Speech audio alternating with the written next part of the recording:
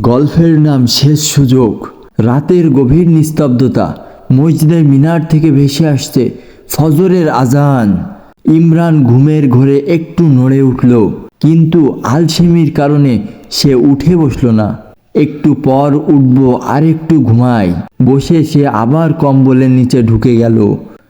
তবে আজকের রাতটা ছিল ভিন্ন। ঘুমের মধ্যে হঠাৎ সে দেখল একটা অদ্ভুত স্বপ্ন। একজন নুরানি চেহারার মানুষ তাকে বলছে, ইমরান, আজ যদি তুমি আল্লাহর ডাকে সাড়া না দাও তাহলে আর কখনো পারবে না। ইমরান ভয় পেয়ে জেগে উঠল। তার বুক ধড়ফড় করছিল। সে পানি খেল, কিন্তু মনে হচ্ছিল কিছু একটা ভুল হতে যাচ্ছে।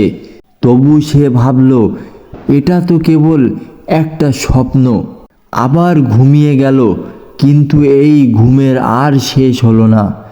সকালবেলা তার পরিবার দেখতে পেল ইমরান আর নেই। রাতে সে চিরতরে বিদায় নিয়েছে।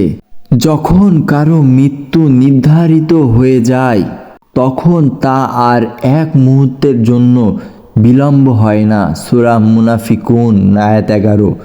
শিক্ষা: আমরা প্রায় নামাজ, তওবা, ভালো কাজ পরে করার সিদ্ধান্ত নিই, কিন্তু আমরা কি জানি আমাদের কাছে আসলেই পরে আছে কিনা?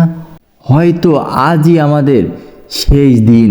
তাই আজ থেকেই ফিরে আসি আল্লাহর পথে, যেভাবে তিনি ডাকছেন।